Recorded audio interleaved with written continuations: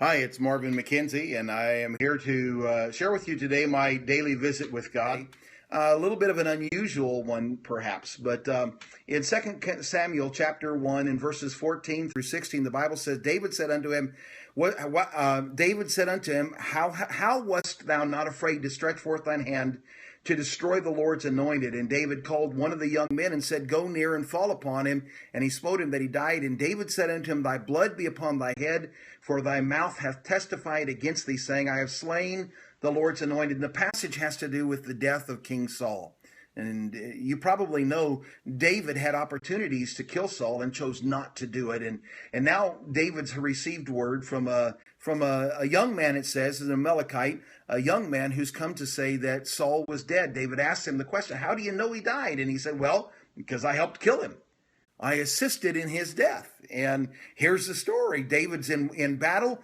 Saul is in battle and he's wounded. And here comes the enemy and he's sure that they're going to capture him and they're going to kill him and they're going to torture him and those kind of things. And he doesn't want it to happen to him. And so he asks this young man to assist him in his death so that he wouldn't be abused by the enemy in that way. And when David heard the news, David felt like this young man's assisting in Saul's death was warranted the death of the young man. You know, we live in a day today where death with dignity is a pretty popular concept, and I don't in any way mean to argue that there are some people who suffer greatly.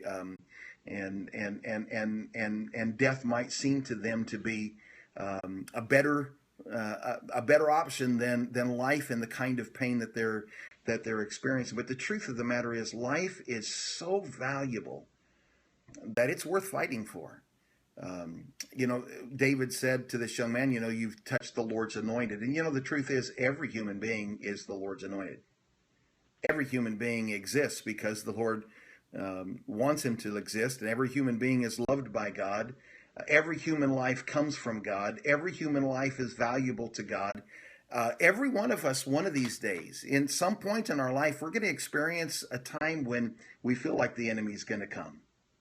And we feel like the enemy is going to defeat us, and we feel like life is going to be worse tomorrow than it is today. Every one of us go through times like that, where it just feels like we're not going to be able to overwhelm this thing, and sometimes it might be a depression, sometimes it might be a circumstance, sometimes it might be an illness that's in our life, and we look for someone to help us out of our suffering,